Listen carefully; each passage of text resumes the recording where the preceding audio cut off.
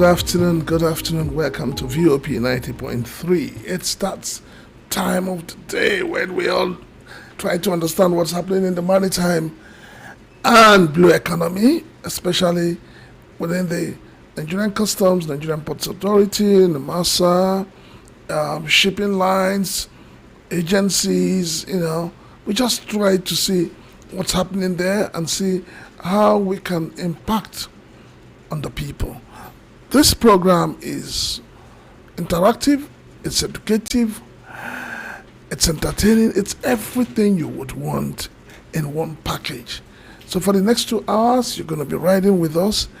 As we coast home, we will be telling you other things. But before then, don't forget, we always have a guest on our show. As time goes on, we will unveil our guest. And we hope that our guests will join, during the news analysis. We always do our news analysis. So we hope our guests will join in at that time. So once more, I'd like to welcome everyone to the Maritime and Border Show. And my name is Prince Chilaka, and I am with Dili Utomi.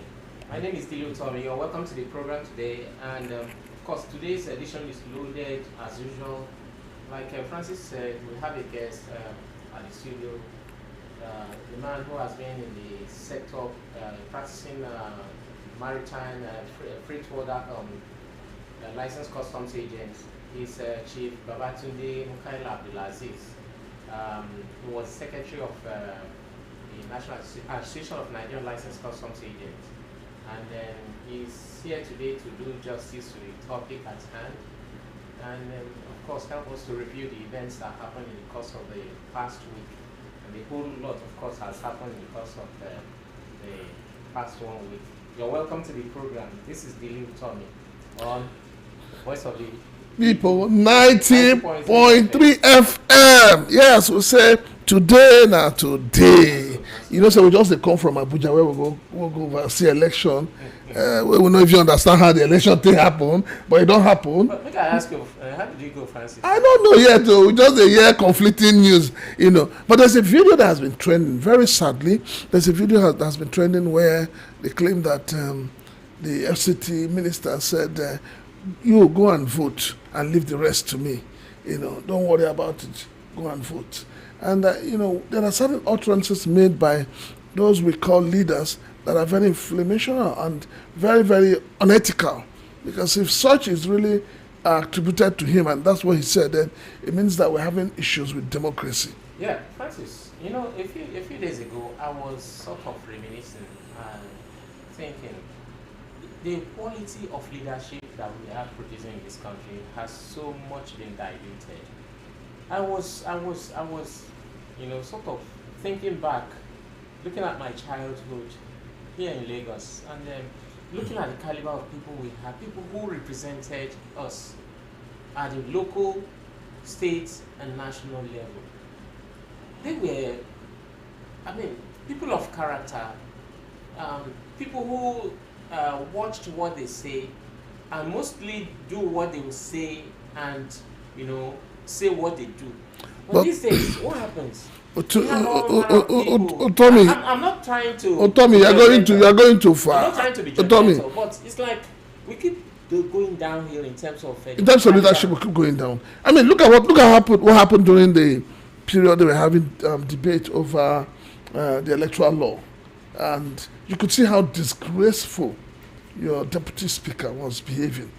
People were saying, point of order. They did not even have a copy of. Yes, and he was just busy, like a carpenter. He was just, hitting the thing like a carpenter. Plus 1 to 10. It was so embarrassing. And I asked myself, how did we get to this level? How did we get to this point where, leadership has become a problem in this country? How did we get to the level where, those who claim to be our leaders are the ones trying to destabilize the country? My brother, I think it's failure of the family, the smallest unit in the society. I have always, and it's affecting yes, all as a people. I've always tried to blame the family, but you also know that no matter what the family does to a child that wants to become wayward will always find his way to becoming wayward. It's something I've established. Yeah. Although we say in this climate that it takes a whole village to train up a child. It's true, but that is no longer true. Yeah, because we have moved we away. have become so individualistic that everybody you are staying in a flat of 3-bedroom flat. You don't even know your neighbor. You don't know your neighbor. You don't interact with. You don't allow your kids to go and talk to your neighbor's kids. It's a terrible situation. Ridiculous. It's a terrible. All right, let's so go on with the show. give us 1 second. We'll be back. All right, welcome back to the Maritime and Border Show. We'll take the items. That made the news in the course of the week. NCS commends voluntary remittances, suspends defaulting operator, records 362.79 billion revenue in AEO program. The Nigerian Customs Service wishes to inform the public of the significant revenue and trade facilitation milestone achieved under the Authorized Economic Operator AEO program, with revenue increasing from 1.22 trillion before certification to 1.585 trillion after certification, reflecting a growth of 362.79 billion, which is about 29.68% for the 51 AEO certified entities as of 27th of October 2025. The program also contributed 21.77% to NCS's total revenue collection of 7.28 trillion in 2025. While customs duties paid rose by 85.66% due to enhanced compliance and increased volumes of legitimate trade. According to AEO Monitoring and Evaluation M&E report, the program achieved an average compliance rate of 85.45%, with the highest at 100% and the lowest at 60%. The evaluation applied rigorous methodologies to ensure objectivity, transparency, and alignment with the World Customs Organization WCO safe framework of standards and the provisions of the Nigerian Customs Service Act 2023. Analyzing the area of trade facilitation, AEO participation reduced average cargo clearance time from 168 hours to 41 hours, representing a 75.60% time saving. Company operating costs declined by 57.2%, while demurrage payments dropped by 90%, limiting capital flights to foreign-owned port service providers and strengthening foreign exchange retention. Overall trade efficiency improved by 77.11% through digitalization, simplified procedures, and targeted risk management.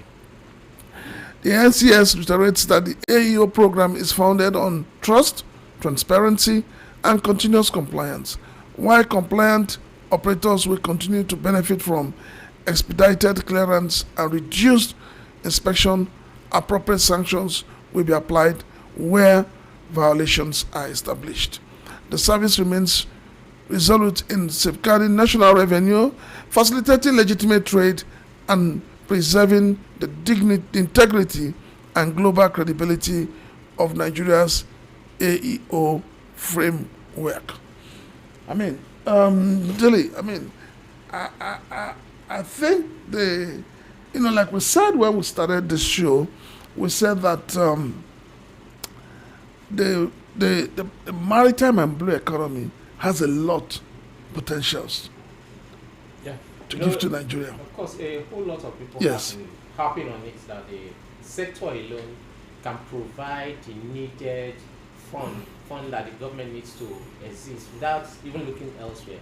And that's but then the question now, which a lot of people have been asking, and which I'm also asking, is that we raised about 7-point-something trillion. Why is government still borrowing? That's from the customs alone. Yes. Why is government still borrowing? The question has to be put at the doors of the people at the Ministry of Finance. Anyway, but about the what you just read now, the AEO program, of course, it's one of those innovations that was introduced by the Customs Controller General, Dr. Adewale Adeni. It's the authorized economic operator program. Is supposed to it's put in place to help, of course, expedite clearance of goods along the the chain, and then create a more conducive environment for goods clearance and movement of cargoes. And from the records, it shows that it's really working, and it's adding a lot to. No, that is not in doubt, in as much as it's a wonderful innovation and all of that. But the question still begs for an answer. With all the money being generated, why are we still borrowing? Let us not shy. No, I know you want. I know, Dilly, I understand where you're coming from. You're trying to shy away from that. But it's a question we should ask the government. We should ask, because as stakeholders of this country, we need to know if government agencies, as we know, most government parastatals agencies have become revenue generating. So if they're generating so much money, why is government still borrowing? And why is it that the Nigerian people are not feeling the dividends of all this money that has been generated? One thing, I think it's natural. The more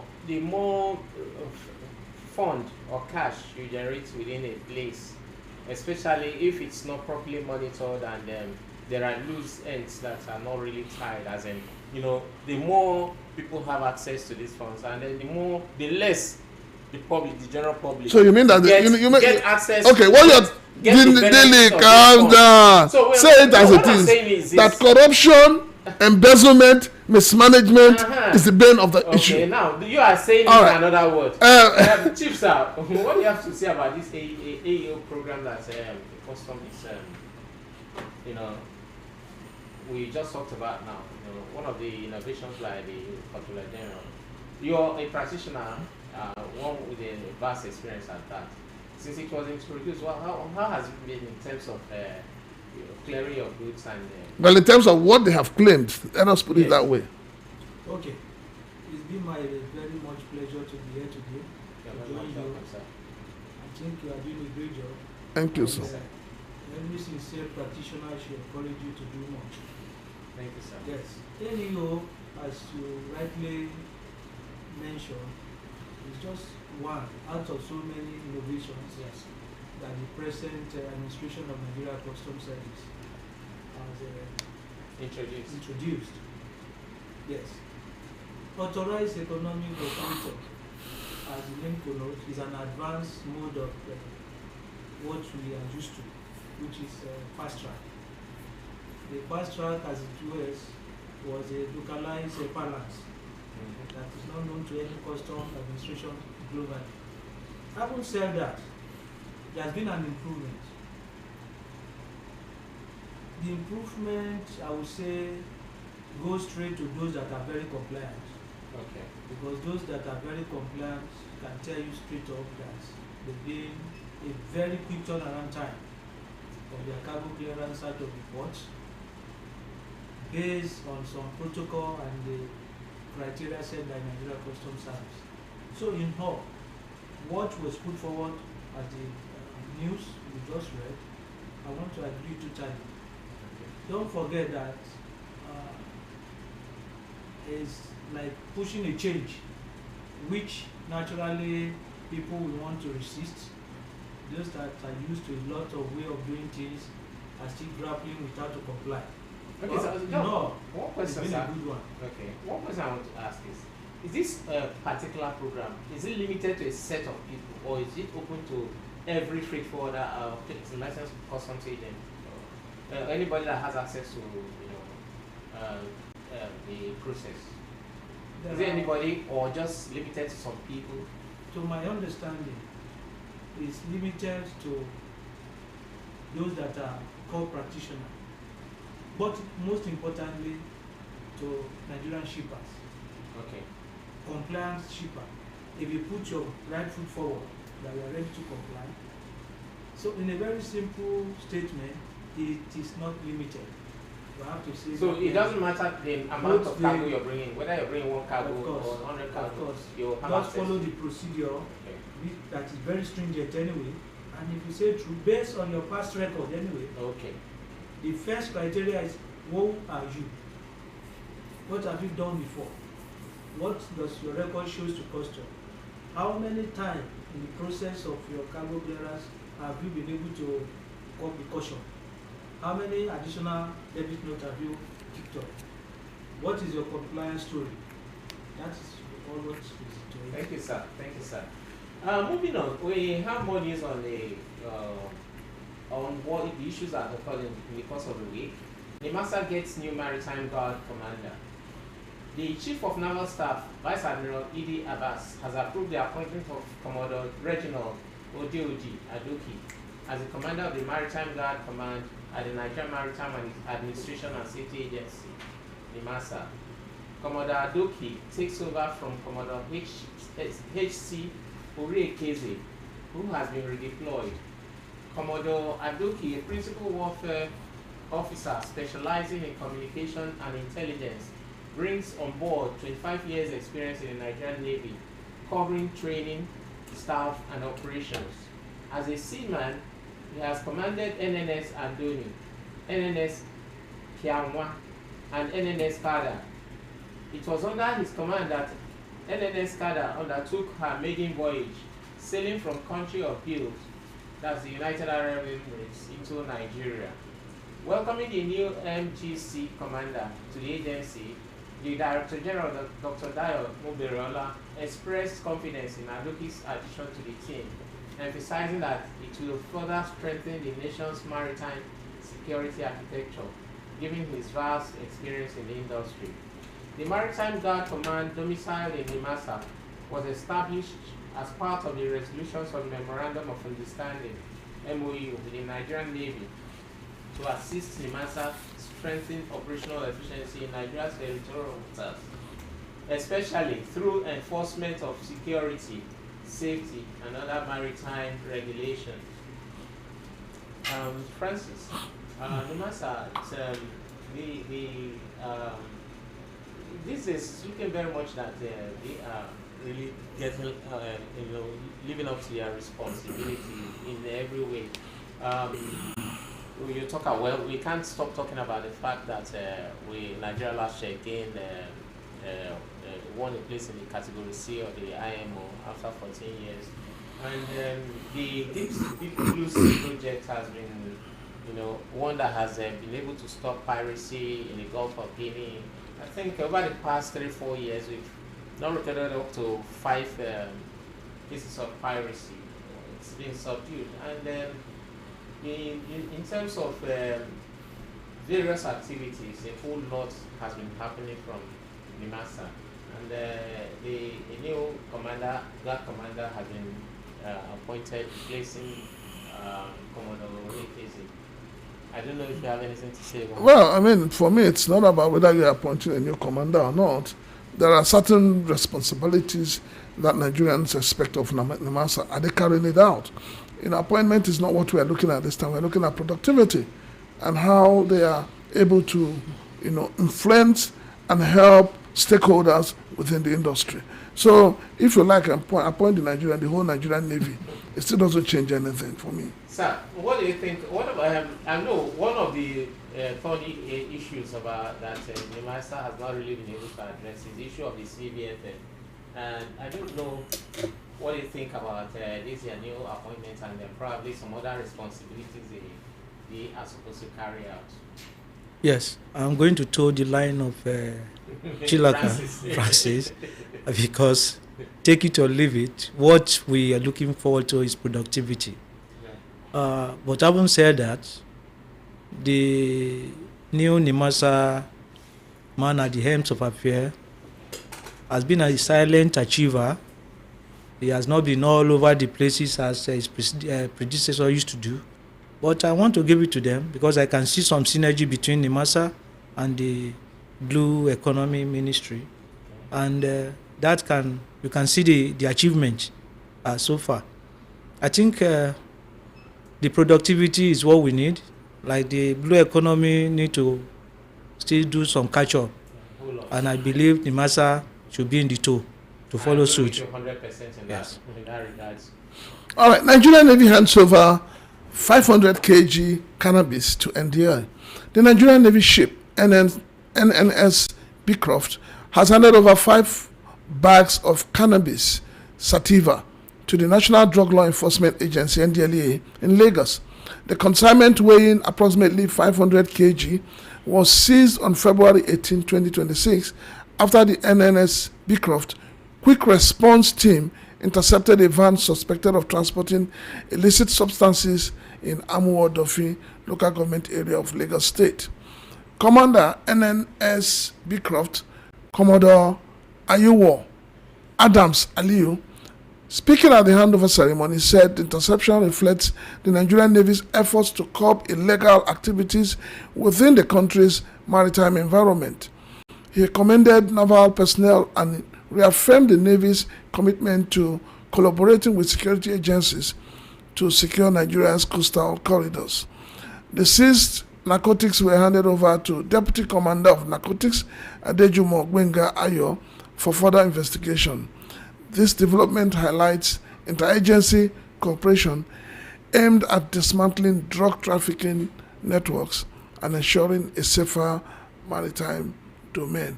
I am particularly worried with the rate at which drugs are entering into the country, It's become weekly thing. and the rate at which drugs are being seized across, every strata of the country. Almost every agency. It's becoming alarming. I will keep asking, who are these people behind it? Is it because we have a law that is the punitive is not much? If we have a law that says once you're caught with drugs, it's firing squad, maybe that will change it, because a lot of our young ones today are all clinging to drugs because it is available. It's become a very big menace. Maybe, like you said, the deterrent is not. There's not been much of a deterrent there. But the one astonishing thing is that most of these drugs that are being seized, we do not get suspects. In most cases, they say the drugs were seized. Maybe they were about to be intercepted, and then the smugglers abandon the means of conveyance with the drugs and then run away. I think it's high time we start getting people and then using them as scapegoats, because the kind of damage these drugs are doing to the Nigerian youth, the Nigerian society, is so unquantifiable, and we cannot continue to have a country where the young people who are supposed to be the future, the large chunk of the labor of the country, are being wasted because of drugs. I don't know what you think about this, Chief.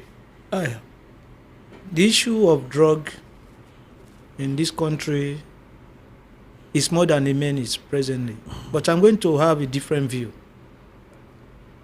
The weakest link of the whole crisis should be the access. Okay. What have we done to reduce the access of this drug coming into this country? I've been a practitioner in the port, and I'm going to say the core point of all this problem will lie at how we certificate practitioner. Okay. Nigerian port, when I joined this profession, is a secured port. Secured point. Every port globally is a secured zone. That's why it's called secured port environment. Yeah. But do you know, Dilly, that foreigner can access Nigerian ports any time of the day? In fact, the next news. Which is what you and I as a Nigerian cannot access. The next news. So, point to I that. can't just go to Cotonou and want to access Cotonou. You cannot. Port. I cannot. As a practitioner, I'm not allowed to practice. But in Nigeria, the Chinese, the Indians, It's become anything in goes. fact, when we started as a freight forwarder, one, you dare not take pictures, images Okay. within Nigerian port. It's an offense Just like you're not allowed to do that at the airports. at the airport. But it's no longer. Now, You are not supposed to have a cigarette within the port. In fact, the fire service of those days, they will lap on you immediately. Okay. You are not supposed to have drinks, Alcoholic beverages. around the port or just around, not even within. Oh. Go to second gate of Tinker. Drugs are being At sold. the main gate of the wharf. Yes, everywhere. So these are the issues. The access, the certification. How come you think an Indian man who produced tramadol and flew down to Nigeria, applied to have a custom license, He gets it. and he gets it? Immediately. And there is a law way back since 1977 that both the producer and the The seller. seller, Oh, yeah. Okay. both the producer and the buyer, are not supposed to have any business dealing. What am I trying to say? You cannot have Dili Indian Incorporation Okay. producing, and you have Dili Nigeria Limited buying. Clearing and buying. But that is what is going on now. How do you stop an Indian tramadol manufacturer who have an office branch in Nigeria, applied to have a custom license, got it under whatever guise? How do you stop drug infiltration when the shipping line, who are agent to a ship, are not licensed License to clear the to clear? Oh, it's okay. So there's So there is a whole lot, very weak. I'll put it straight at the point of access and certification. It's been so weak, so porous, that NDLEA will continue to arrest drug on the street of so we are Nigeria. in trouble the way it is right now. Of course we are. Oh, terrible. Moving on. Faritor warns of looming xenophobic attack as foreigners hijack clearing business at Nigerian ports, sector losing 3 trillion naira annually. Foreigners are steadily taking over Nigeria's freight forwarding and clearing business at the nation's ports, and the consequences are devastating, with the country losing an estimated 3 trillion naira annually as a result of the federal government's failure to protect and harness its maritime and aquatic resources. The alarm was raised by Dr. Faritor Kaide, former acting president of Association of Nigerian Licensed Customs Agents and chairman CEO of Wealthy Earning Investment Nigeria Limited, who warned on Wednesday that if urgent action is not taken, Nigeria risks descending into the kind of xenophobic violence that rocked South Africa in recent years. Dr. Faritor spoke at a forum to mark his birthday, themed Raising National Awareness on the Significance and Economic Potential of the Blue Economy, organized by the Nigeria Economic Growth Forum, NEGF, in Apapa, Lagos, where he said that the foreign takeover of key sectors of the Nigerian economy has reached a critical tipping point. He recalled that while serving on the Governing Council of Council for the Regulation of Freight Forwarding in Nigeria, CRFFN, he had developed and submitted a proposal on the indigenization of freight forwarding. The document, he said, cost him about 1 million naira to produce, only for it to be ignored. He noted that the customs service remains one of the few sectors yet to be significantly infiltrated, but one that even this may not last. He cited the growing practice of Chinese nationals obtaining Nigerian citizenship as a sign of deeper economic entrenchment, and linked foreign activity in Nigeria's mineral-rich northern regions to the instability plaguing those areas. What we just said now, Dr. Faritor harped on it on the day of his birthday. He had a press conference on the day, and it's just expressed your own fears to that the sector may be taken over by foreigners soon. Not maybe. Let's say take things the way they are. They are already taking it over. It's taking. And yes, Because sorry. magnifying it. Not the only- way you put it now, yes. Not we may wake up one day and the Nigerian customs also has been taken over by foreigners. Wait. No, because look at it. In the last few weeks, there has been this problem of shipping lines and terminal operators waking up and increasing their rates, their charges, and they're saying, "Oh, we're giving the kudos by Nigerian Shippers Council." And I read in one of the newspapers, I think several newspapers, where the Shippers Council said they have given. They didn't mince words. They said they've given approval to shipping lines to raise the bar. And when the stakeholders began to complain, Shippers Council started playing the ostrich. Then I started saying, "Oh, you people did not discuss with your stakeholders, so go back." I mean, it shows you mediocrity whoever is heading the Shippers Council by now, if this country was a country we can hold on to, should have been sacked or asked to resign, because what that means is that Shippers Council, the leadership of the Shippers Council, has in one way or the other connived or is conniving with shipping lines to rip off Nigerians, and everybody's keeping quiet. So tell me, why would they not take over? The other day, I think they picketed 1 or 2 shipping lines. So what is going on? And the federal government is keeping mute. The minister is keeping mute. So I don't understand. When we say the foreigners are taking over, it appears that government is deliberately allowing it to happen. So, sir, you express your opinion on this, sir. But is there any other thing you want to add? Yes, just to add more. Francis just talked about the shipping line. This menace is an all-encompassing. Yes, Nigeria Shippers Council, via the Act, they were empowered.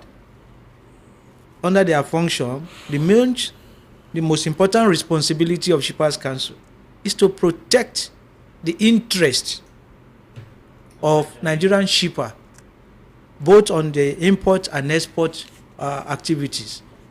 If the interest of Nigerian shippers is to do just one simple thing, protect the interest of Nigerian shipper, whose interest will it be for Shippers Council?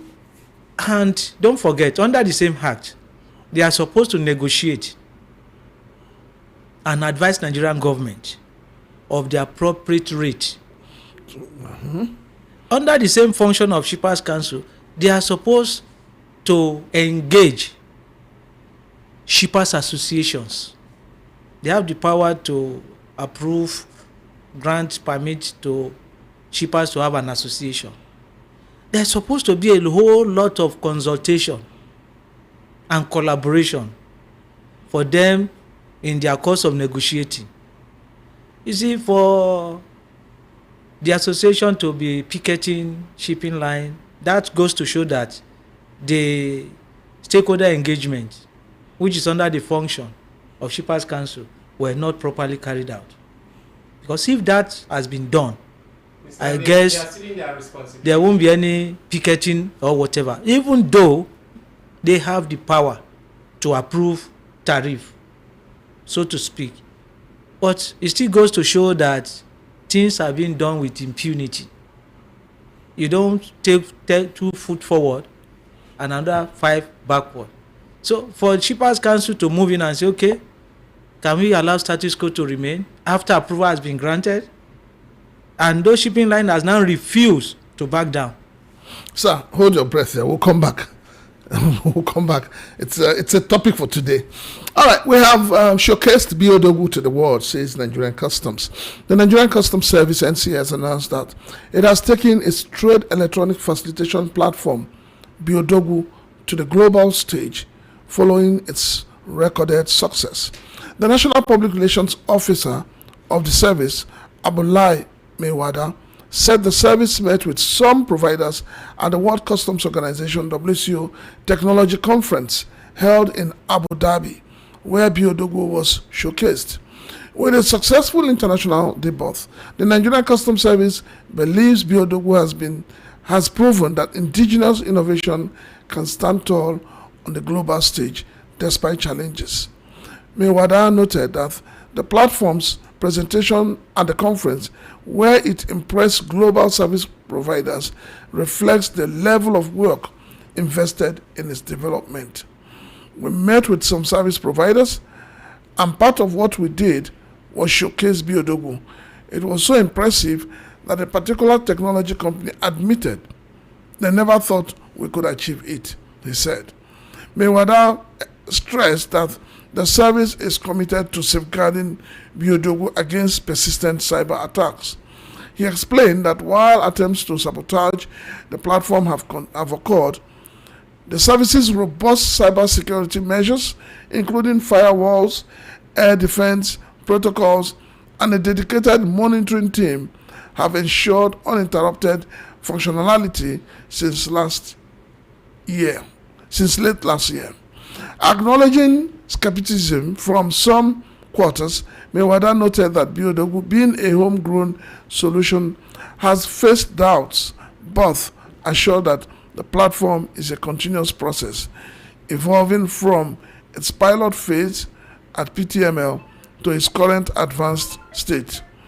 It's not a perfect system, but we are responding to the agitations and expectations of stakeholders. We will continue to update it until we are fully satisfied, he concluded. We are strengthening integrity. Until it concluded, yeah. So, I mean, for me, BOW has come to stay, whether we like it or not. But you see, I have a problem with Nigeria. And the problem I have is leadership, lack of continuity. If, as we know, the CG of Custom is on his last lap. Of course. Now, and we have always known, it's the same thing that happens in, at the federal level, at the state level, at the local government. When a new sheriff comes into town, it is rare for them to accept wholeheartedly what is left behind. We know the story of Nisis 1 and 2. Now we're with Biodogu. And I can tell you, outside, people have been saying, oh, the B stands for Bashir. Nigerians, we always think like there's no box. But the truth of the matter is that it is working. Yeah. It is working. So I hope who else it is that would take over would add to it so that we have a homegrown system that we can be very proud of. Yeah, personally, I think the leadership, the CGC of Customs, the CG of Customs has been like an oasis in the desert in terms of you talked about leadership, the issue of leadership in the country. And when you talk about all the agencies of government, the MDAs, ministry, department, and the agencies, it's one person that can easily be pointed at every time to say that there is a man who has been dedicated, who has been innovative, who has been very effective in doing his job. And this was one of his innovative programs, bringing out this platform, moving away from the previous platform that was provided by the foreign concern. And of course, although we know that it had a teething problem at the beginning, but like you see here now, it's something that is being now exported and showcased around the world, and they are commending it. So, what do you think? Yeah, I think the Unified Custom Management System, otherwise called Bodogo, though a very localized approach, but it has stand the test of time. I want to give kudos to the CGC of Customs and his management team, because the management team need a whole lot of credit. The pressure, nobody gave them a chance to succeed on this. You could recall that monthly, Nigeria government paid $5 million for the service provider that was phased out, the foreign concern. And you can imagine that everything will be done to make sure this never succeeds. Yeah. So for them to be moving and still moving forward, I think they are supposed to be applauded. Yes, it's a very good one. Okay. We are strengthening integrity revenue systems for inland waterways management, GIRE. That's another new thing that made the news in the course of the week. The acting managing director of the National Inland Waterways Authority, NIWA, Umar Yusuf Giri, has declared that the authority is intensifying reforms to boost transparency, accountability, and operational efficiency across Nigeria's inland waterways sector. Speaking at a post-press conference at the NIWA headquarters in Lokoja, Giri said the agency recently convened a 2-day executive and anti-corruption training themed Strengthening Integrity and Revenue System in Inland Waterways Management. The initiative forms part of efforts to reposition the authority's internal systems, block revenue leakages, and entrench ethical governance in line with the renewed hope agenda of Bola Ahmed Tinubu. With the support of the Honorable Minister of Marine and Blue Economy, Adigboyega Oyetola, we are aligning our institutional goals towards improved service delivery and stronger stakeholder confidence, Ire stated. As part of the anti-corruption drive, the NIWA boss disclosed that the authority has opened strategic engagements with the Independent Corrupt Practices and Other Related Offences Commission, the ICPC, to develop additional transparency safeguards within its operational framework. NIWA remains committed to continuous improvement and stakeholder engagement. These reforms will not only strengthen internal security but also enhance public confidence in our operations, Ire affirmed. The renewed reform push signals a decisive move by the waterways regulator to enforce institutional integrity while positioning Nigeria's inland waterways as a more efficient and accountable component of the nation's transport and blue economy. Now, we're here, NIWA. It is stated that we have the 28 states out of the 36 states in the country have navigable rivers, and this can be turned into a very big economic tool through water transportation, of course, movement of goods and services, and this is where NIWA has authority over. The immediate past NIWA MD,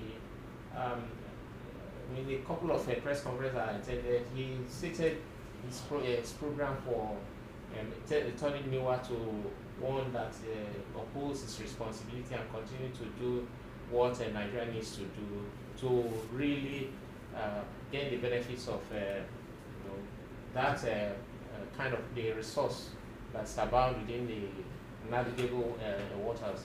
I mean, using water transportation and all that. And the new MD here, Ms. Umar Yusufbiri, is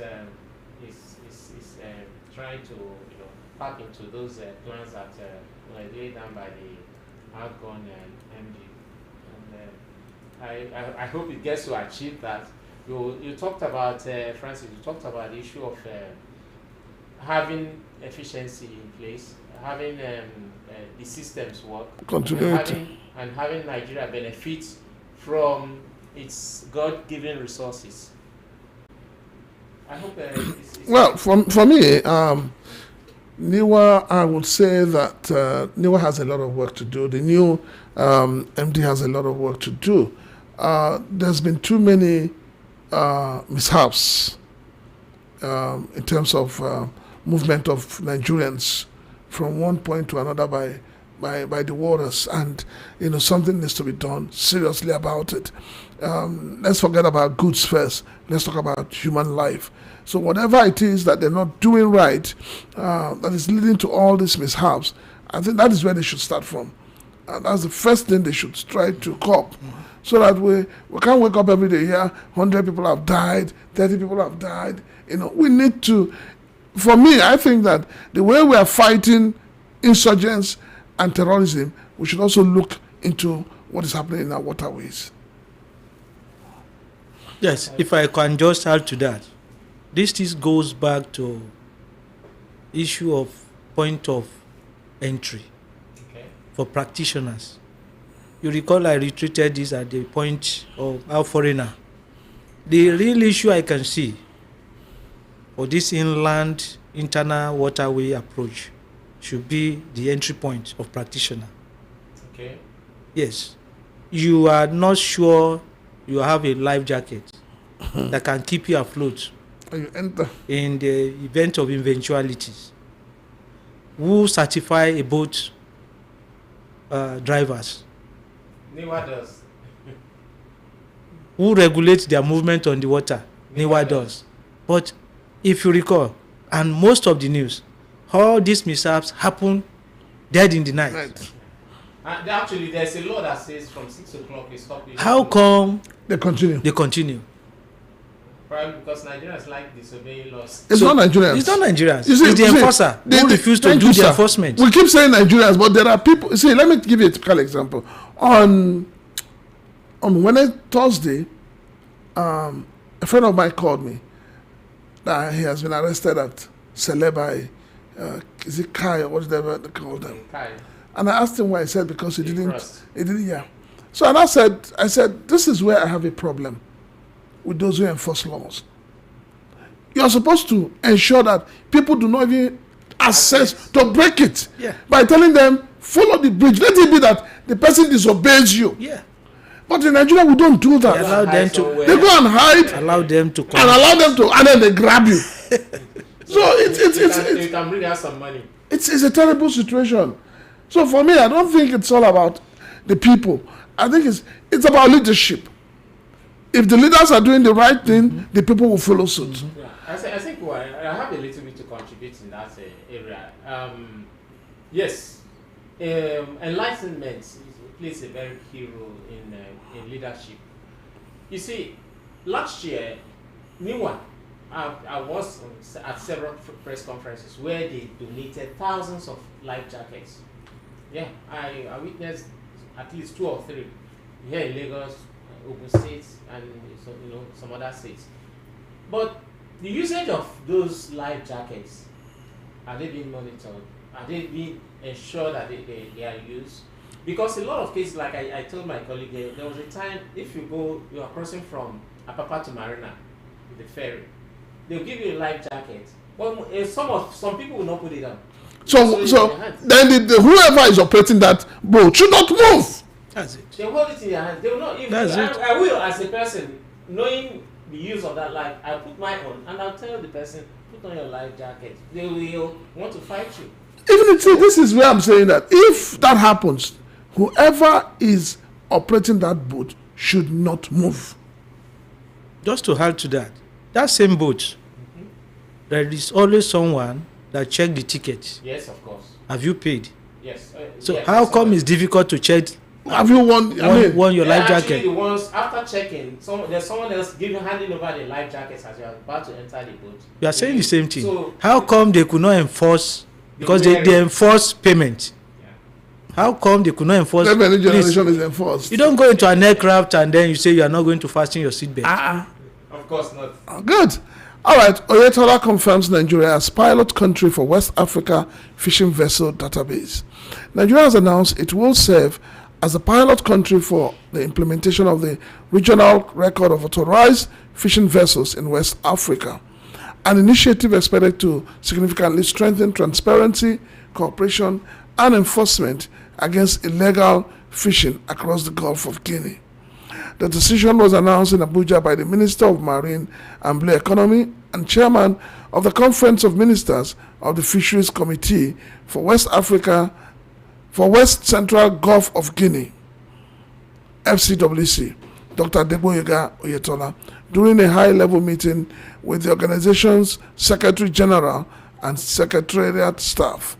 Dr. Oyetola said Nigeria's willingness to host the pilot phase of the regional vessel register demonstrates the country's resolve to translate its regional leadership into concrete action that will secure fisheries resources, curb illegal, unreported, and unregulated fishing, and strengthen governance across shared waters.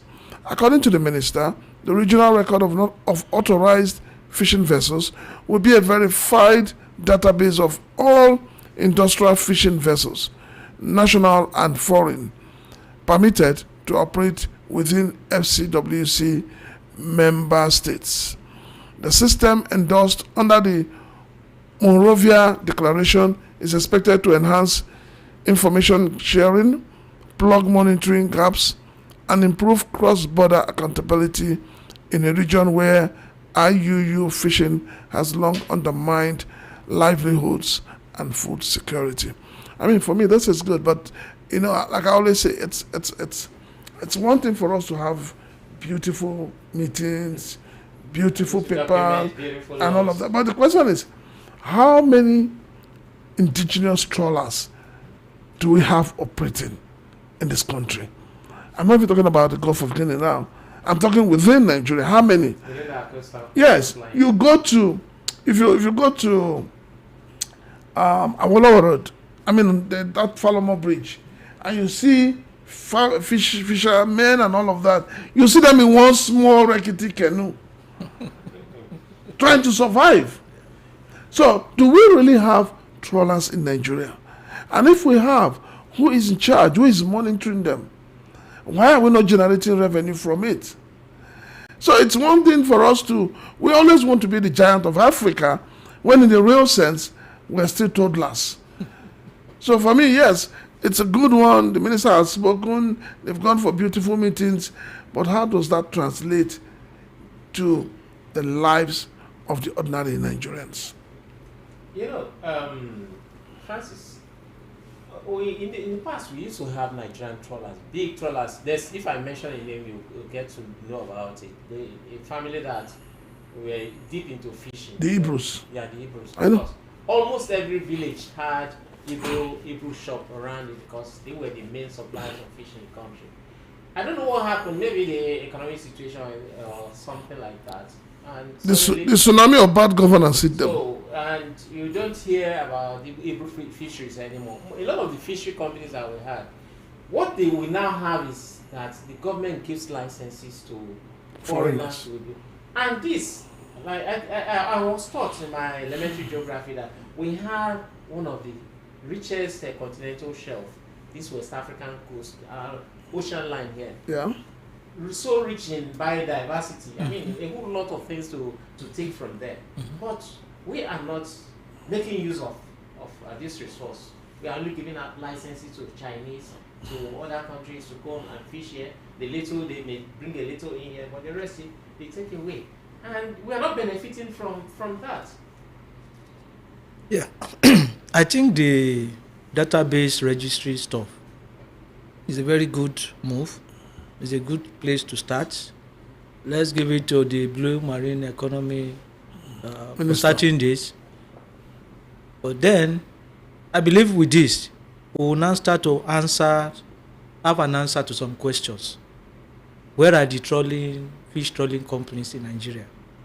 Who is involved in this trade? Even as a foreigner, as we try to gather the database, it will get clearer. Yeah. What is really mixed in this context.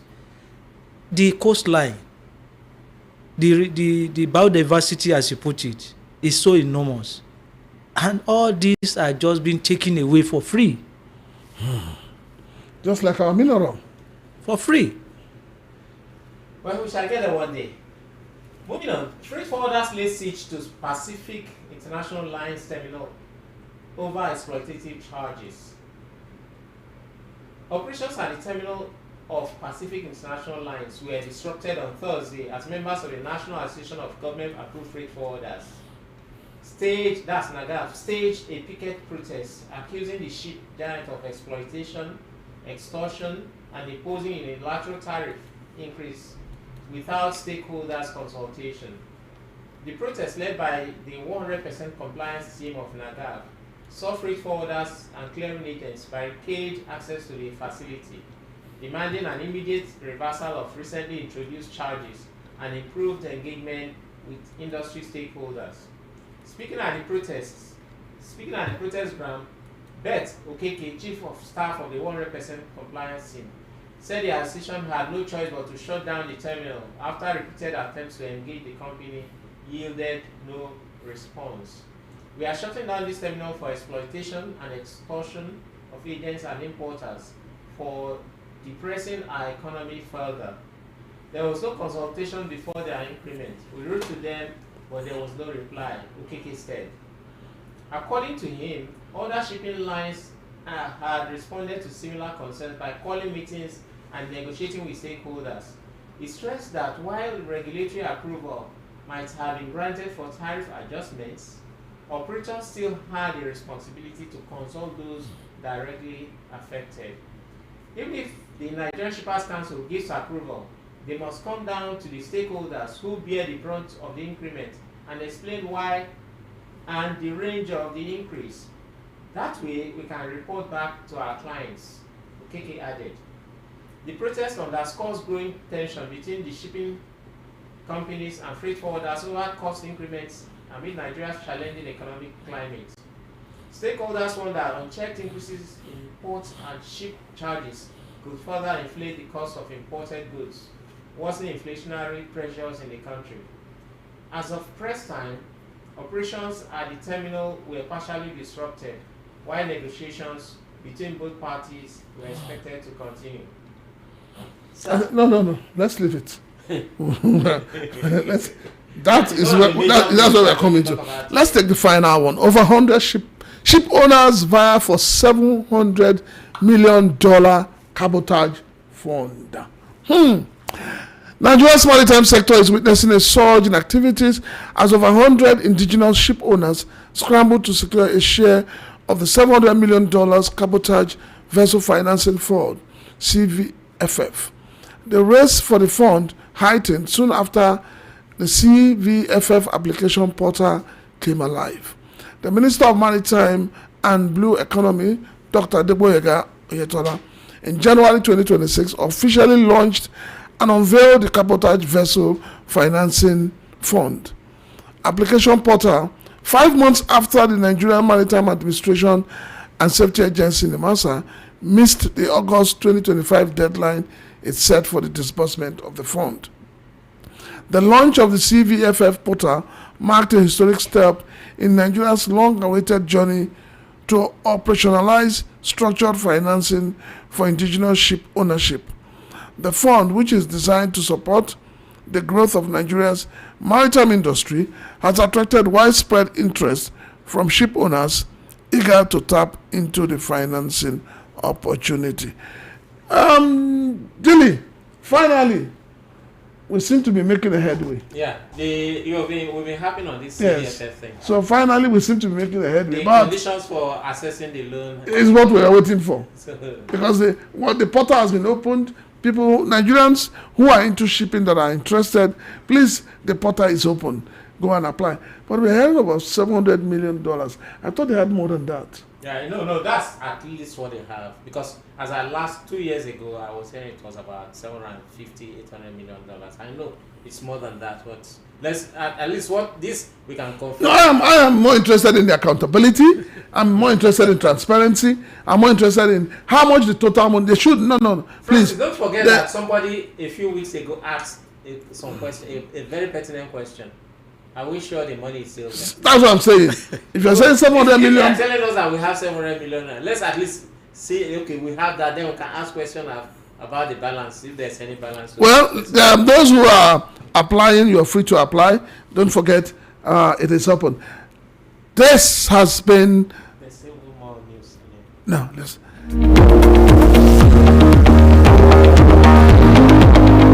All right, it's been VOP 90.3 FM and it's Maritime and Border Show. And my name is Prince Chilaka. And my name is Billy Utomi. So we've run through the news for today. And as we know, this is an interactive radio program. We'll soon be opening our telephone lines. But before we do that, we'd like to formally bring in our guest. Dilly. Yeah, Chief Babatunde Mukaila Abdulaziz is here. He, of course, you've heard his voice.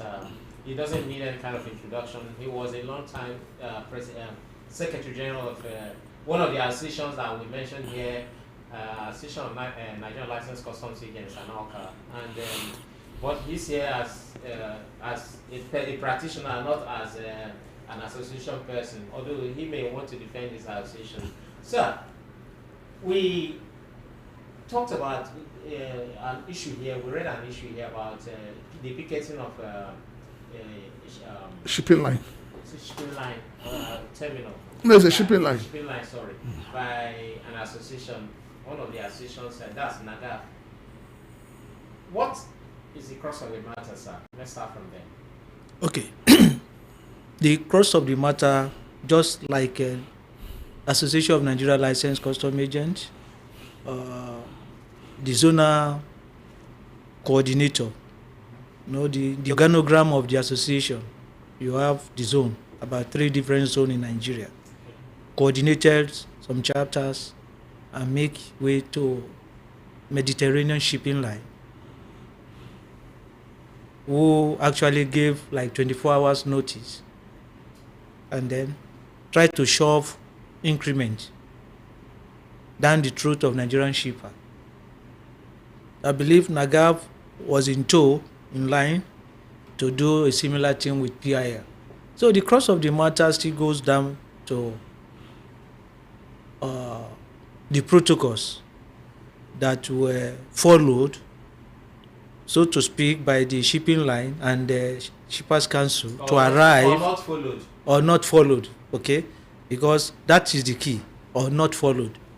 Like I said earlier, while we are interacting internally, Nigeria Shippers Council have the powers, enabling power, to negotiate and decide and approve rate, freight rate, even localized shipping rate charges. But even without powers, the same act gave them a enormous function of meeting with critical stakeholders.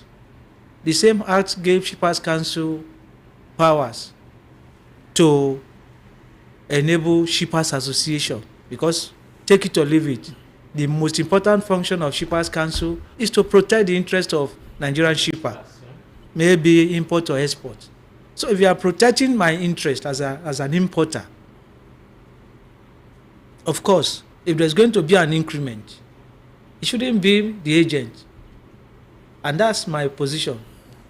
Whatever you see in AGAV, advocacy, you see Association of Nigeria Licensed Custom Agents doing advocacy, it ought to even be the Shippers Council that will start the advocacy by calling all the Shippers Association, call all the Freight Forwarder Association, and say, let's talk about this. The shipping line are bringing forward reason for increment of their charges. They've placed this and that and that. What do you guys think about it? If that has been done properly and followed in line with their act, I'm very sure that NAGAF will not go picketing, and NACA at the zonal level will not go picketing. So this is the crux of the matter. Don't forget, just last year, charges were increased. Just last year, beginning of last year, 2025. The shipping companies. Yeah, charges were increased. But not generally. I think it's one section of a company not in Lagos. No. Generally, the issue is if you have charges and you have that ship, because no shipping line can make an increment without an approval. Yeah, sure. So how do you go docile when the other shipping company has gotten an approval to increase? You are in the same market, okay? So just last year increment was made, and if the dynamics of our economics allow Shippers Council to give further approval, of course, what went wrong, as far as I am concerned, was the collaboration and the sensitization that the act that enable Shippers Council make them do that were not properly followed. That was the cross of the matter for both association picketing. It's an increment that came out of the blue without notices, in line with the protocol of the Shippers Council themselves. And I'm glad that when ANACA started it, Shippers Council pulled back and now called all an expanded meeting where status quo was agreed upon. Okay. Sir, let's put that aside. You are privy to a letter also written by a particular terminal operator for increases in charges to you stakeholders, as being having gotten the approval from the same Nigerian Shippers Council.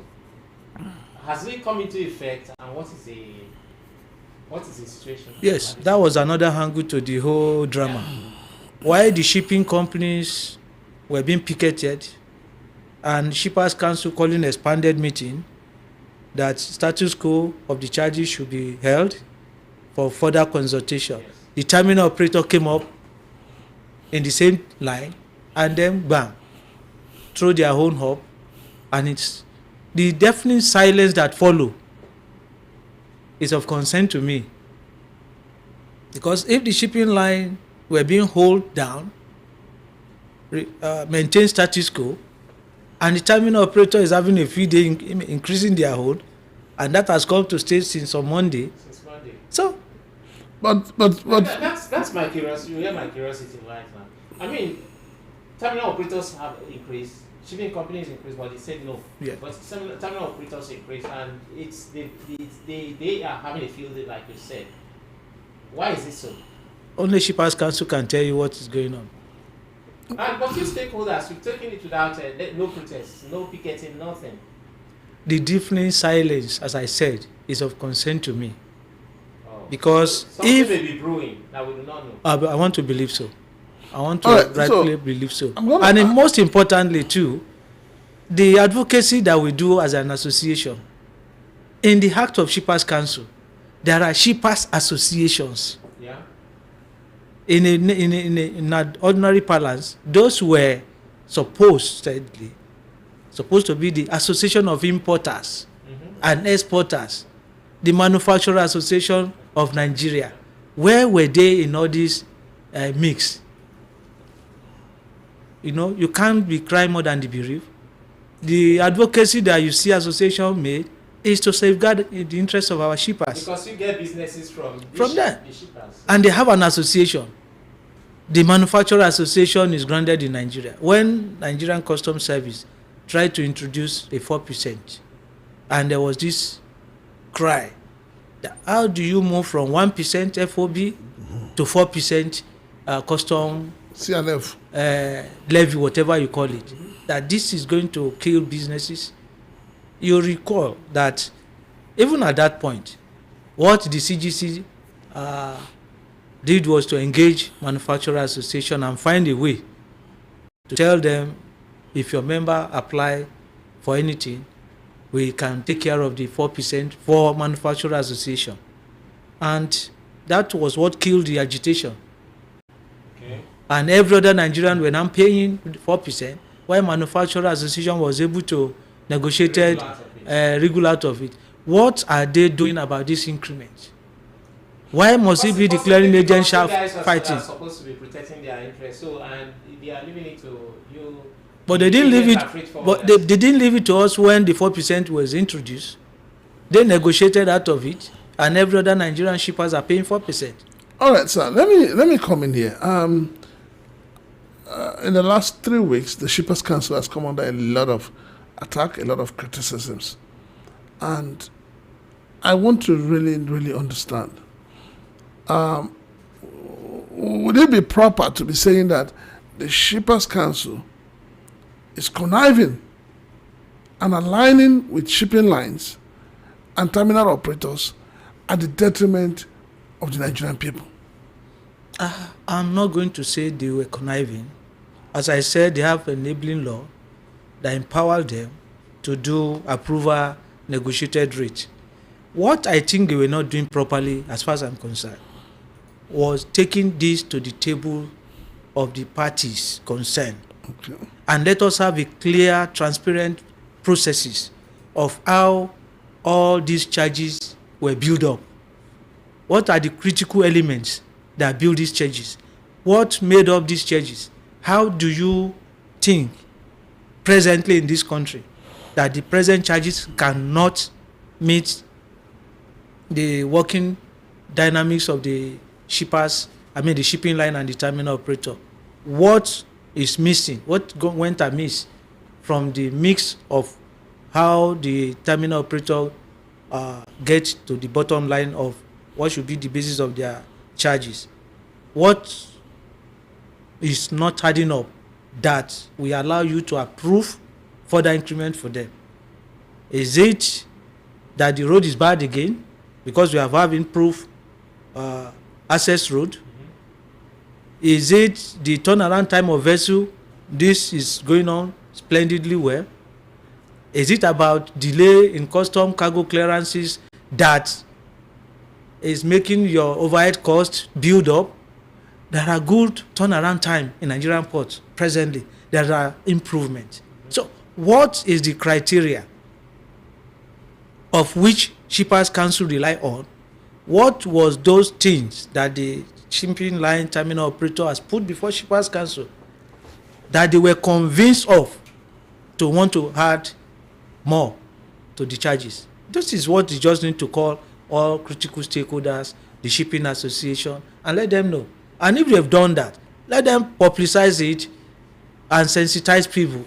We've met with these people, we've met with that people, these are the criteria, and we felt sympathy with the terminal operator, and we felt this increment should come to stay. Nigerian populace want an answer. They want to know what is going on. That is what I think is amiss. Between the last time you met, as regards this brouhaha over the charge increase with the Shippers Council, and now, has there been any, any headway? Is it that, are you still consulting? Are you still having meetings? Because again, on the other hand, the terminal operators, one has increased, and the other is going to start it's going to have some kind of chain reaction, is it not? Of course. I can tell you that in my view, as a practitioner, I can tell you for free that just last week I was at a National Executive Council meeting of the Association of Nigerian Licensed Custom Agents, where even the national president put it to the chapter executives in their report about the picketing and what has transpired. And the president encouraged them to continue in their trade and to go forward with the deliberation and discussion, and to report back whatever is going on. So I want to believe consultation and the expanded meeting that was called by Shippers Council are still being followed. Meetings are still going on. I want to believe so, because decision has not been taken as far as that of shipping line is concerned. That is what I can tell you for now. All right. So now let us move a little bit, from it and begin to ask. If you look at the time goods get cleared and the time you get to return the container and the time you get your refund, a lot of people have complained that they have this deposit they pay to the shipping lines. But after you return the container, to get back that deposit has always been a problem. What is your association doing, not only for its members, but for the generality of people who would want to benefit from that? Thank you for these very troubling questions over time. In some other climes, I was at a forum at Nigerian Port Authority. We have these Israelis that came for some program that has to do with maritime.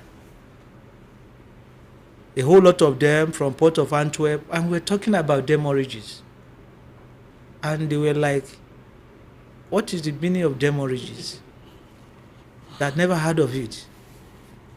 The port manager of Port of Antwerp. Because the issue of deposit, to me, is a fraud. How do you take my money just today? You want a security on the unit that I'm taking to my warehouse. You got the payment, and the payment, the unit was returned intact. So in some shipping line, it takes 90 days. If you have a fixed deposit on your deposit in the bank, 90 days deposit, of course we all know what is going to accrue. Yeah. And then you held down this money, and a whole lot of deposits were lost, because they will come up with a whole lot of stories, a lot of antics to frustrate you and even say, okay, let me forget about this. So to me, it's a fraud. Coming back to your question, what are the association doing? I'm aware that we have shipping line committee who, during my stay as the national secretary of the association, I did a whole lot of advocacy between the headquarters, the chapters, and of course Shippers Council. Because if you ask me, the most important department at Shippers Council should be the enforcement unit. I don't see any other thing that Gamut building should be doing. because the core principle of your establishment is to protect the interest of shippers. Advise the government about rates, approve rates, negotiate rates, and then the interest, stability of the maritime industry and the port environment. So, which of the units should be more important? I think the enforcement. So, as I was saying, we have a synergy. Once issue is raised, we pick it up with the enforcement unit. I give it to the former man in charge of the enforcement, I think Fadipe. That was when Shippers Council, to me, were very, very active to their role. He's ready to move into the terminal with you. He's ready to invite the shipping line within 24 hours for them to come and defend what is going on. We have committees on shipping. We have on terminals. They were doing a lot work to make sure that most of our members that are put forward, because we have a balance in NACA. If you don't tell me, you don't blame me. If you put it forward, I made this payment, nothing is going on. I've not gotten my refund. There are shipping lines that, in fact, 120 days, you won't even have an answer about your deposit. And a lot of them has refused to digitalize the operations of deposit. Just last week, Atima's line is trying in the coming week to come up with a seminar how to make and improve refund protocols. I think all other shipping lines should follow suit to do that, because we need an improvement in that aspect of the business in the port. It's a fraud, pure fraud. All right. Sorry, sir. Sorry. You said that it's illegal. So the law does not support the payment of container deposits. I didn't say that. I'm only saying some foreigner that we have interaction with were so surprised to hear about deposit and demurrages. So it's a strange law. I think it's a localized. It's a localized thing. Thing, as far as it's concerned, I'm concerned. But again, like you said, you have deposited money. Why? What causes the delay? What are the reasons advanced? There is no reason. That's why I put this credit that is a fraud. Recently, I think Shippers Council were coming up with what they call an insurance. Yeah. That instead of depositing money, do kind of insurance. They are still trying to put things together, as far as I know. That has not taken effect. It has not. If that happen, then maybe we will move away from the issue of you have 20 container, you have to deposit 4 million if it's going outside Lagos. Okay. If it's within Lagos, you have 10 by 40, you must deposit 2 million naira. How does all this impact on predictability in terms of cargo movement from one place to the other? The predictability and the transparency of what the protocols. We only know, most Nigerians only know about Nigeria Customs Service as the lead agent. But there are so many contingencies that is attached to cargo protocols and clearances. You have the shipping line who has your deposit and still insist that you must have like a valid invoices due date before you exit the port. What am I trying to say in a very simple statement? You took a container load. You are ready to take it by Monday. This tomorrow. Every protocol is ready. But the invoices you have is going to expire on Monday, 12 midnight. Do you know that Nigerian shipping exit port, even though you have deposited 200,000? Why so? Now, they will insist that your invoice need to be updated at least 10 days ahead plus your deposit. And that spanner they put in the process of clearance will take you like 2-3 days to catch up again. And who pays for the extra cost? Nobody pay. Who incurs it? The shipper. The Shippers Council is protesting. All right, sir. So, sir, I think if we keep talking about Shippers Council and their shenanigans, will not make progress. I'm interested in this CVFF. I'm interested because it's something we talked about it so much last year, and at some point, the the executive director said that they have earmarked banks that they want to use. And now we're hearing that a portal has been launched. I'm trying to understand. In launching this portal, did you carry the banks along? Or you launch the portal, we'll go and collect the form and fill with hand and start looking for who to submit to. So I'm interested in it because I also want to know, what do you think about the fact that they are declaring 700 million as the money they want to start with or the money they want to use, when we should be talking about 1 billion now? So what do you think? My thought on that, at least let's start from somewhere. This has been a recurring decimal, never to be or to be. Now that we are having an inclination that this is going to happen, let's start with the 700 million US dollar. The real issue in our maritime sector has always been policy advocacy that lack a grand design. Most of the localized policies, it is the design stage that I always have issues with. Porter, we're going to name bank. There is something that is not adding up. The design stage of this distribution of the CPFF should have been well grounded, that all participants are carried along. Question will have been asked, correction will have been made, but in all this, I'm so optimistic that the $700 million, of course, if it's still intact, will be disbursed. I want to encourage the Honorable Minister to be very transparent, which he has shown some sign that he's willing to make this happen during his own tenure. They just need to carry everybody along at the design stage so that we can know exactly where we are going. I want to say, let's start.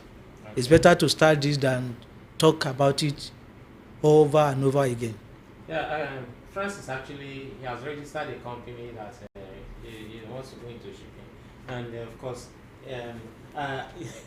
so he's very much interested in that. Now, moving on with it, what are the, in terms of counterpart funding, or is it, what's it called?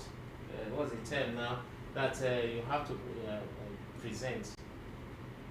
What are the criteria, real criteria? Has it been set out? How does one access these funds? It still goes back to what concern Francis have. We need information. It has to be very transparent. Yeah. It has to be at the public domain. This magnitude of funds, of course, there are tendencies for Nigeria to happen to the fund if not properly taken care of at the beginning. So, Honorable Minister will still need to do more by asking direct questions and carrying everybody along. Like you jokingly said, Francis has just opened a registered company. What are the history of his company? We'll get the fund to the backyard. All right. Do we get the fund first and then go back to the pedigree and history of Francis? Maritime don't mind. So, listeners, we're still on VOP 90.3 FM, and it's still the Maritime and Body Show. It's now time for us to open our phone lines. And as you know, it's an interactive radio program. We'll be opening our phone lines. Please, just when you call, go straight to your question. If you have a question, if you have an input to make, go straight to making your input. 0700 903 903 903. 081 717 56338. 0803 69 299 69299933. Of course, you can also send us messages on WhatsApp. WhatsApp. All right, I think we have our first caller. Hello, good afternoon. Your name and where you're calling from, please. Hello. Hello, are you there? Oh, okay, still here. Hello, good afternoon. Your name and where you're calling from, please.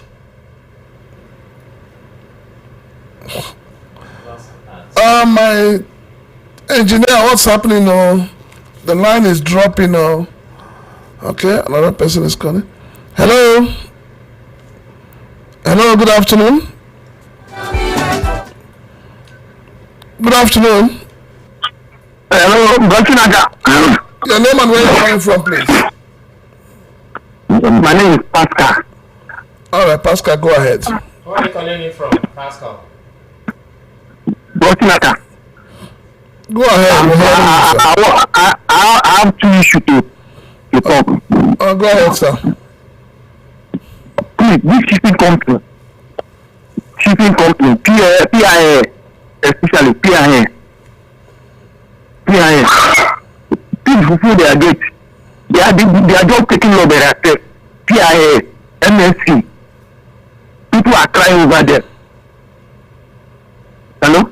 Well, listen, go ahead. PIA, they don't increase. Go there, on money now, go to PIA, go are crying. They are increasing their tariff. And people are crying. PIA, MUSC. I beg. Hello? Well, hearing you. We'll tell you. Another thing who I want you to put on is this mobile police. Hello? Okay, go ahead now. Okay. Hello? This our they are not doing well. They are not doing well. This typical they are not doing well. All right, sir. Thank you so much. We've heard you. Well, I'm sure he has not been listening, because if he has been listening, he will know that we've talked about the picketing of PIL. Just coming on to the program. Yes, and the fact that we're saying that it is proper to go back to status quo. And, we are hoping that the Shippers Council will be able to manage this. It's gradually turning into a crisis. But we believe that they should be able to handle it, and handle it well. Hello, good afternoon. Your name and where you're calling from, please. Good afternoon, sir. Prince Chilaka. How are you, sir? Fine, sir. Speaking from your place, sir. You're welcome, sir. Go ahead, sir. Yeah, that's what I want to say. I heard you when I think somebody complained about something. You said it's because of bad governance. I want to ask a question. I know that Dangote is doing a Papa Road or something around that place. Is there nothing the private people can do to help assist the government, just like they do in Europe? Everything in Nigeria, we put it on the government, and it's not helping us. For over 40 years, we have been doing this. Just like Dangote is assisting in some areas, very nothing. Maybe the well-to-do, the rich people, the private people, like in America, you cannot do Rockefeller or those did in America, and they came to Africa to also give to the people. I don't understand everything. Also blame it on the government. All right, thank That's you so my much. question. All right, you see, this is something I like to educate people on. When people come on a radio station and you say, must we put everything on government, you forget that Nigerians are paying tax. Yeah. And the whole essence why people pay tax is for government to work for the people. So you do not expect a Nigerian who is paying tax to use his own money again to fix the roads. Besides that, what is the essence of the existence of the government? For the protection and welfare of the people. So I don't know where. No, because it's AY is fond of this AB. He's fond of it. If you don't understand something, you read up and before you come on air and begin to, So please, we're saying that it is the duty of government. Hello, good afternoon. Your name and where you're calling from, please. Good afternoon, sir, Mr. Chilaka, Mr. Chilaka, and my brother Dili, and my national secretary, Alaji Mukaila Babatunde. My name is Emmanuel Ndile. Good afternoon, everybody. Let me add to the issue of shipping company, Shippers Council. I think for me, the Shippers Council are conniving of what is going on between the shipping company and the terminal operators. The last time we had a stakeholders meeting at their head office, I remember Mr. Rosa from the terminal operators came out and told the general public, where we have the shipping association, the manufacturers, the custom brokers, and the freight forwarders. And he told us the terminal operators are not ready to make any increment for now. But we are so surprised after the 2 weeks sports stakeholders meeting where the Shippers Council told us that they are going to call us for another stakeholders meeting for we to conclude the matter. To this very date, Shippers Council has not called anybody. The next thing we saw is for the terminal operators to roll out increment. To this very date, Shippers Council has not made any comment. My brothers, I can see Shippers Council playing with Nigerians. But we are also waiting, because we are still waiting for that stakeholders meeting. We've been calling the madam in charge, the woman in charge of consumer affairs. She kept saying they will call us for stakeholders meeting. We are waiting. But my pain, the manufacturers, the Shippers Council, the Shippers Association, nobody is talking. We expected them to come out and talk. Actually, we are the middlemen between the Shippers Council and the shippers. We act on behalf of our client, and we expect our client to put their voice to this matter. But as far as I'm concerned, Shippers Council are playing game, but we'll keep watching.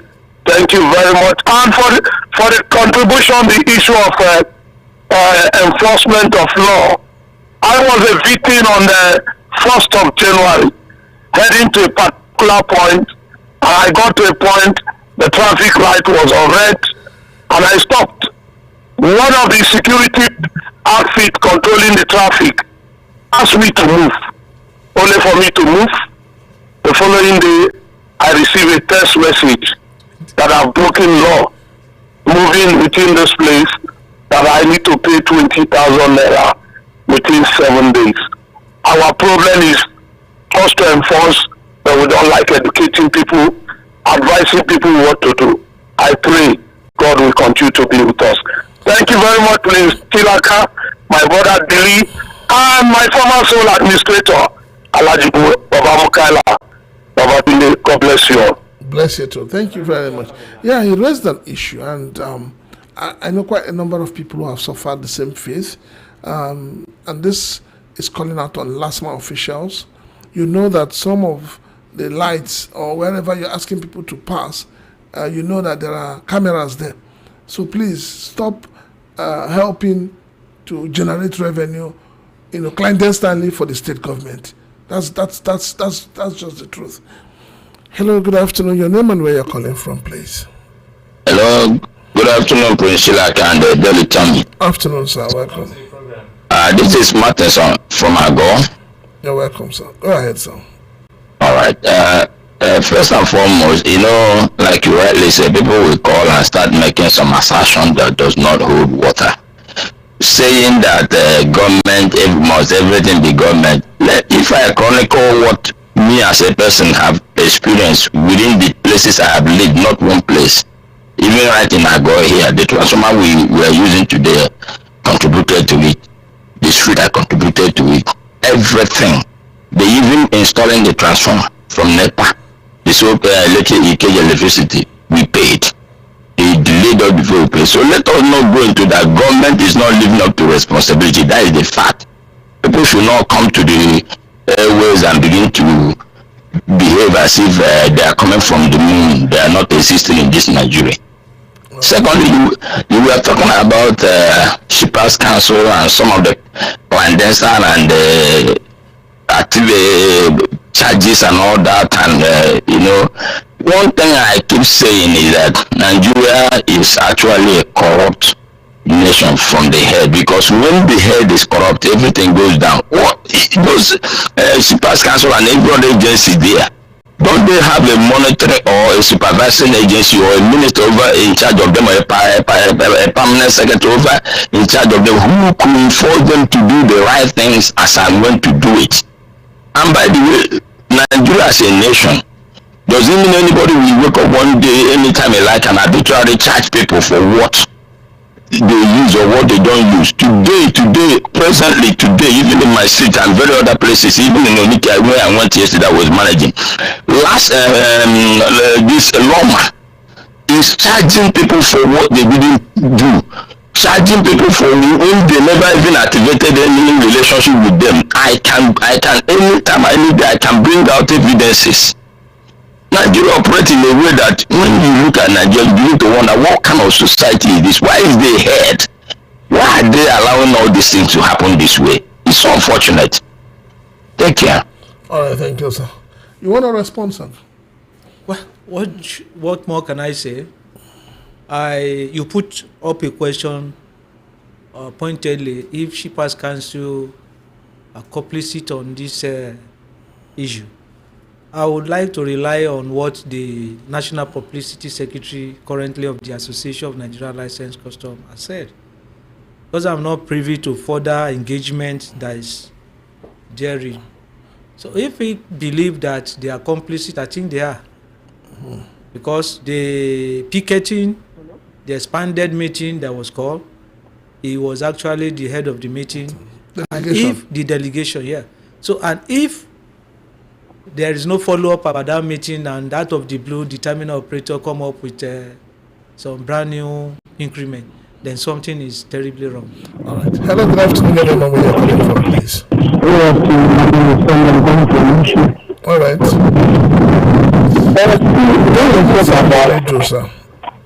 Okay. Yes. Off your radio, please. Put off your radio. You can't have it, sir. All right. Right. One thing, when you talk about a family, there is the head of the family. And then what makes the person a head, it means the person will control the lower people under him. So when you say the government, we are talking about the somebody who is a head, who has this power been given to control this point under him. So if things are not going on, and people are saying the government, they don't make any mistake. Government is the head, they are the father, they are the leader. So if they are not making a high grade, like then somebody said, don't take this thing, and he is taking it. They will be willing to take it. You don't have the power to control the general. So let the government pick themselves better. And I know, when they have the power, the right to question those under them who are not taking things better. Thank you. All right, thank you.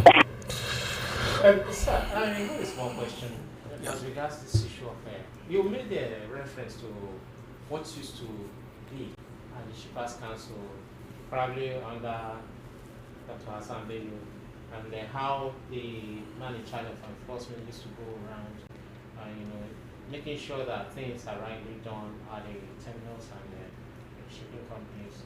What do you think changed, sir? Why was that momentum not carried along up to this moment? Honestly, I wouldn't know what has changed. But as a practitioner, Fadipe then was everywhere. There is no way you're going to mix his name as the man in charge of the enforcement. Very lately, I don't think I can recall any name as the lead head of the enforcement unit of Shippers Council. I believe the present lead wait in the office for you to come and complain and then solve it within the perimeter of the office. I think that is what has changed. Hello, good afternoon. Your name and where you're calling from? Hello. Hello, your name Hello? and where you're calling from, please. Hello, good afternoon, sir. Afternoon. Please, I'm calling from my Yobo, from Mama Noba. Hello, sir. We can hear you. Okay, my dear. My dear, God bless you. I've been trying your number for years. Thank you. I'm sorry, sir, my dear. You know, I know my own, I'm not a shipper, I'm just a grandma. You know what I want to contribute this after, my dear? This man that normally comes from what? I always listen to your from morning to 5 o'clock to 12.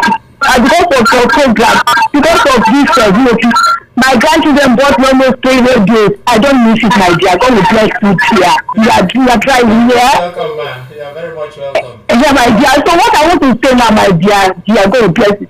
This AY that always call every time, complaining that, for example, now you are talking of cheaper, I'm not a smart grandma. I always listen. I don't miss about the program. What concerns him? Now, so that if he don't have anything to contribute for Christ's sake, now we are talking of cheaper. Everybody is considering. You guys come to ask you, why should people not was everything government? My dear, you're my son, my dear, in that way. What are we getting from this government?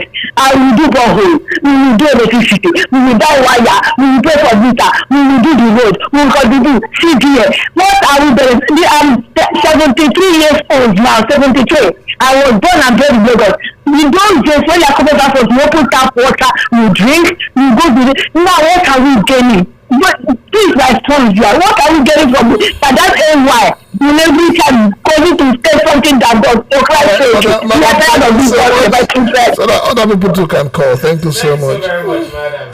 She's getting very, very emotional. No, but you see, the truth of the matter is that when you look at the way things are going, we're all Nigerians, and we must be honest with ourselves. No matter who you're supporting, you must understand that things are not as good as they used to be for a lot of people. Mm-hmm. And so when you come on air and you begin to make a mockery of it, you begin to tell people that, oh, a bag of rice is 10,000. When you know a bag of rice is almost 100,000, you just get people so worked up and so annoying. Hello, good afternoon. Your name and where you're calling from, please. Hello, good afternoon. Kansinaka. Afternoon, sir. Yes, thank you so much for what you have been contributing towards the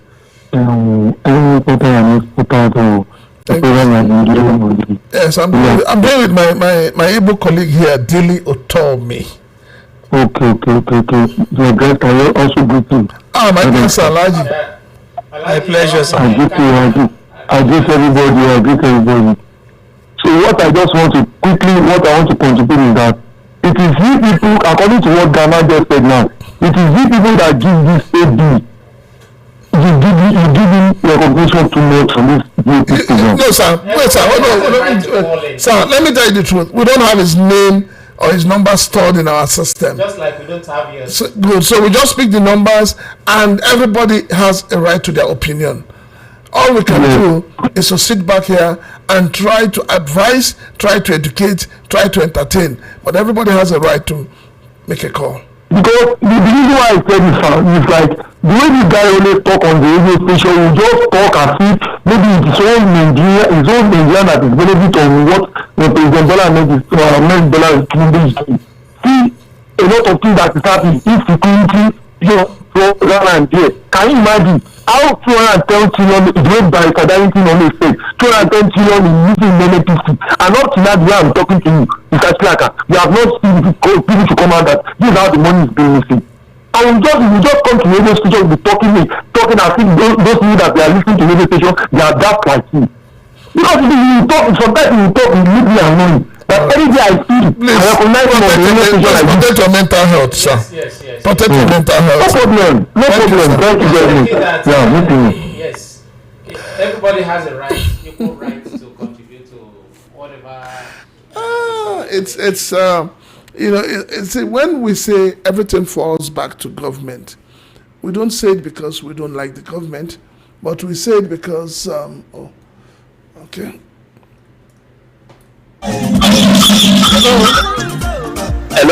Hello, sir. Prince Chilaka. Good afternoon. Good afternoon. And your second commentator, I don't really know his name. My name is Olatunde Nefudi Maru from Agudasule.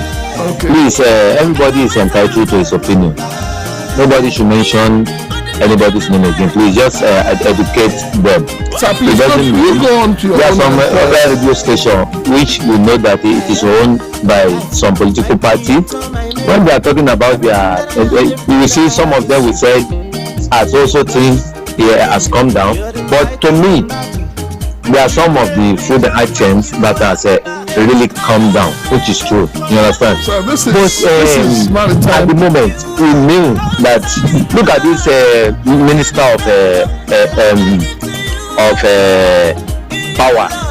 So we went to some civil station and lied to them that he has been distributing free prepaid meter all over everywhere. Okay, out of 200 million Nigerians. Okay, calculate the houses we have in this Lagos alone. You said they were giving 500,000 meters for the whole federation. How many will come to Lagos? And some of my people will say, hey, the meter is free. I was one knocking them today, telling them, who are you people? Don't you know that this man want to contest for governorship election like Ibadan? And Ibadan people, hey, they are just like Igbo. They know where they go now, they will not vote for him. I'm telling them, because we don't see this light. Only his time, only this man time. This national grid has been falling.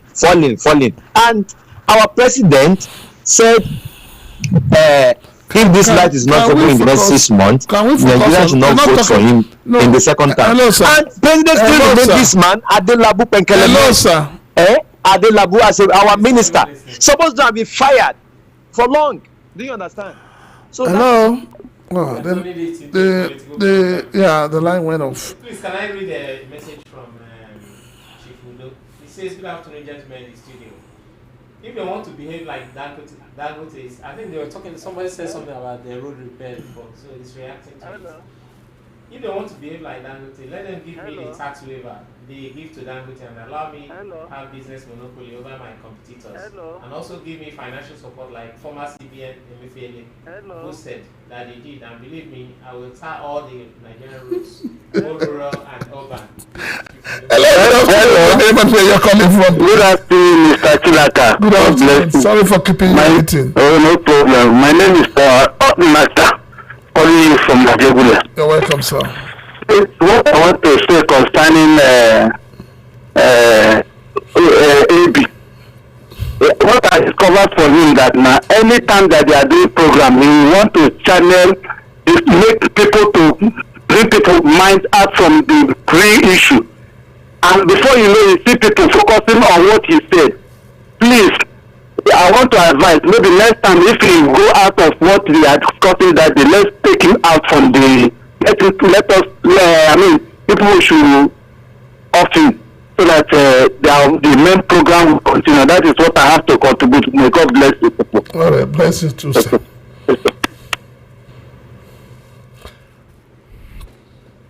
All right, so, Dilly, we are cruising home gradually. So, sir, what is the way forward with this issue of shippers council, issue of shipping lines, issue of terminal operators? Is there a light at the end of the tunnel? Exactly. I want to add to his question. You know, he said something before about most agencies of government now seeing themselves as revenue generating agencies or entities. And recently again, I know you do not uptake at the airports, but they had, FAN also had to have an increase. And that caused a little bit of a rift until the authorities, the different associations also went into sort of a compromise with them before the issue was died down. Why do you think all this is going on right now? Everybody wants to raise money and everybody's, Before you answer, just hold on. Let's take this call. Hello, good afternoon. Your name and where you're calling from, please. Hello, good afternoon. Afternoon, sir. And I appreciate your work. Thank you, sir. Okay, but there is something that I want to complain to you concerning this government. You see, government, they're meant to build for people to live. But these people are bad people that are building. Somebody will be building a house somewhere. This one particular government will come, they will tell you building planning. Another one will come, they will tell you another something. Another one will come, they will tell on that. If you fail to pay all those things, these people will be breaking down from their foundation to the end of that house. So then I'm thinking, because I do listen to people saying that it's built government for people to live, but people will try to buy land to build, and they will be building, government will be breaking it. So in fact, I was looking at that thing, and it is becoming frustrated to people. Thank you very much. That's what I want to contribute. Kalaji, you have the floor. We have a few more minutes to go. We're not going to pick a call until you finish with your answers. Yes, you asked me what the issue of is the way forward. A whole lot of agencies are seeing themselves as a revenue generating agencies. Are we trying to say that it looks like Shippers Council is becoming revenue generating as well? Obviously, that's the direct implication. I think what we need to do in this country as a citizen, and if I'm allowed to narrow it to the discussion, as a shipper, is to demand for service, for payment. Good. We are too contented to pay for no service. Is that not docility? Whatever you call it, that needs to change. Okay? That's Nigerians' attitude. Nigerian attitude. They are just go and pay them. Just pay them. Don't worry. Let's get out of this place. Pay them. Pay them. We need orientation on that, because most of these maritime sector, big time practitioner, shipping line, they are foreigners. Mm-hmm. What they practice here cannot be done. They cannot even try it where they're coming from. How do you ask me for payment when service has not been delivered? But we take it for granted here. And then few people actually made it to Shippers Council to lodge any complaint. So we should be very deliberate to make sure we demand service for payment. The issue of every government entity, government regulatory agencies in the port becoming revenue generation is a big problem. Okay? Now, if shipping line increase, terminal operator will increase their charges. NAFDAC is charging you heavily for port inspection services. Standard Organization of Nigeria is charging you heavily to certify your product as good for Nigerian market. And they still take samples of products. A whole lot of things were very, very wrong presently. The focus has always been on Nigeria Customs Service as a lead agent. Mm-hmm. Customs are not complicit 10% of what most of these other agencies are doing in the ports. So we need orientation to let an average Nigerian shipper and even ordinary man on the street to know what is going on in the port. Who's going to do that orientation? Because ordinarily the Nigerian National Orientation Agency is supposed to be a body that is meant to sensitize Nigerians when new laws are passed, when new policies are made. But over time, it looks like that organ of government has become moribund. So who do we look up to? Somebody have to do the job, and it starts between me and you. But we are doing it here. You are doing your job here, and that is why we should commend what you are doing here, and we need to continue to do this, because without that, Nigeria's port cannot compete.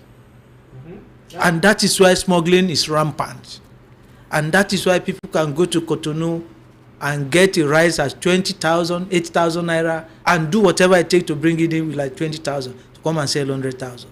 So the whole thing we need to start making move. The most important thing, as far as I'm concerned, demand service for payment. Once we start doing that in Nigerian port, I bet you will see an improvement. It's very important. Now you've raised a very pertinent issue. You said demand. But your organization, the organization you were leading before, yes, and other organizations like yours have been in the forefront saying, look, Nigerian Shippers Council, this, we do not agree. But Nigerian Shippers Council has not responded positively. So what else do you want the people to go to? Yeah. Nigerian Shippers Council, even though we have a lot of things on their table, they still need some empowerment. You recall how the critical stakeholders were fighting for them to be named economic regulator. And they are supposed Now, to be economic regulator. now they have that, and that is why it pains me if they were still lacking in their duties, because before they are just like a barking dog that cannot bite. The bill has it been passed? The What do they call it now? federal bill. Yes, they have a supplementary to their act. Yeah. Of course, they are now economic regulator. Yeah, but they are still seeking more powers, and that is where the excuses are. Because they're saying they're handicapped. They are handicapped. They are always saying cannot that. sanction the airing terminal operators and shipping companies. In collaboration with Nigerian Port Authority, under their function and their powers, they can do that if they want to. Why they are not doing it is a total different approach. I keep asking this question: how did the man who is usually referred to, how did he do it? Hassan Bello. Well, I'll give it to Azam Bello, just as you said. He was visible. I believe he understands the Rudiments. terrain, the rudiment. He grew up- And I think the present man is doing his best, but he needs to be more visible. Enough of press releases. Roll your sleeve, come to the port, know exactly what Now, is going on a lighter note, don't you think that Nigeria has been introduced to a country where everything is about press release I think so. rather than being physical on I the think so. spot? I was going to say something about that because each unit, each entity, each agency has the PR department or Yes. maybe the publicity department that does a whole lot of things. Yeah. Why are they not doing the enlightenment that they are supposed to do rather than just release? Just the a press release, they call the press and distribute the releases, and that's it. And what goes They with the don't even release? call the press. They release the All right, so we're going to take this last caller. It's gone. But if we get you through, you just have 1 minute. 1 minute. We have less than 2 minutes. I'd like to say a very special thank you to you, sir, for coming around, and we really appreciate your insight, and we'll say thank you very much. My pleasure. I know you will, if we invite you here again, you're going to make out time to the... Of course, I want to appreciate what you are doing here, and I think you need all the support and all enlightenment and what you can put on the table to help the maritime industry. Thank you. I'm really happy to We be appreciate here. this, sir. Thank you so much. Alhaji Babatunde Mukaila Abdulaziz, the former secretary of the Association of Nigerian Licensed Customs Agents, he's been here educating us and enlightening us about the events within this sector.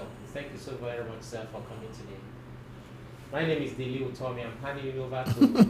All right, so it's been a wonderful Sunday, sunny Sunday, and we've been looking at the maritime and blue economy. We've been looking at everything that we should look at, and we're appealing to the Nigerian Shippers Council. We're calling them out. We say, look, Nigerians are groaning, Nigerians are complaining. Please and please find a meeting point between the Nigerian operators and the shipping lines and the terminal operators, so that we don't begin to go back and forth, picketing and no picketing, And then we're also calling on importers and exporters, please, those of you who have specialized in bringing in hard drugs, we beg you, please, you're killing our youths. You're destroying our lifelines. You're destroying the future of this country. We're begging you, please, look for something legitimate to do and avoid this. It's been the Maritime and Border Show. Yeah, please, do not forget that this show is open to sponsorship. You can call my line on 0802 7590 195. 081 2111 8789. Have a wonderful Sunday.